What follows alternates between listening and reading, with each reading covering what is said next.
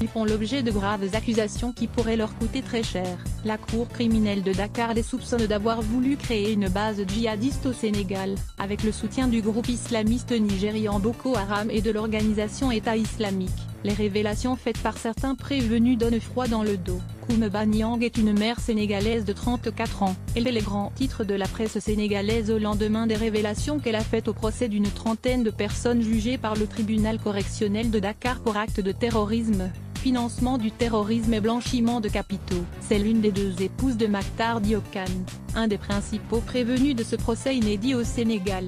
Il a fréquenté Boko Haram au Nigeria avant d'être interpellé au Niger et remis aux autorités sénégalaises. Avant de partir pour le Nigeria, Mactar Diokane m'avait confié de l'argent que n'ai pas compté, affirme-t-elle à la barre où elle est apparue voilée. Elle assure avoir remis, à plusieurs reprises, de l'argent à des proches de son mari sur instruction de ces derniers. Les demandes d'argent étaient répétées, précise-t-elle. Les techniques et stratégies de combat contre un État mécréant. Selon l'accusation, la police avait saisi lors d'une perquisition au domicile de Koumba Niang, près de Dakar, une somme de 14 500 € et plusieurs documents relatifs au djihad.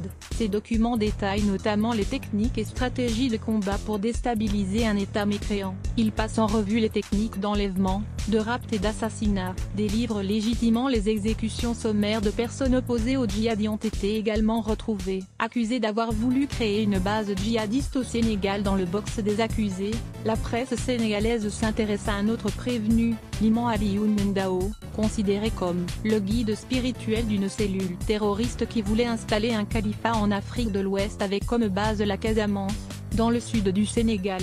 Alioune Ndao est dans le collimateur des renseignements sénégalais depuis 2012. Il a été arrêté en octobre 2015 pour apologie du terrorisme avec de nombreux autres imams.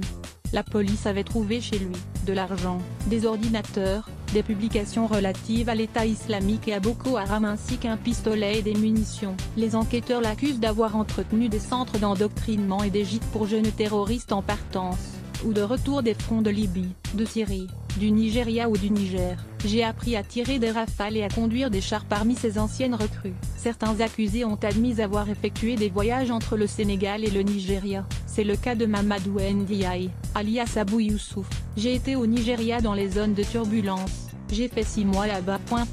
J'ai participé à la bataille de Gossa. J'ai appris à tirer des rafales et à conduire des chars, raconte Mamadou Ndiaye, dont les propos à la barre sont rapportés par Walf, un quotidien sénégalais. Le journal Sud Quotidien revient sur les aveux d'Abdou Hakim Baché, un autre prévenu qui a été interrogé par les juges à Dakar. J'ai combattu dans les rangs d'Aqmi dans le nord du Mali. J'ai été initié à la fabrication d'explosifs.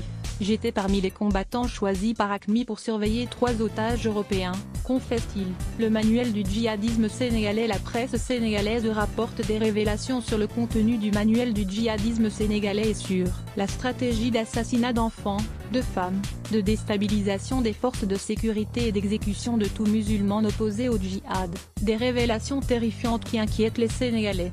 Il s'interroge sur les conclusions qui sortiront de ce procès dans un pays qui compte 90% de musulmans et a été jusqu'à présent épargné par les attentats djihadistes ayant frappé d'autres pays d'Afrique.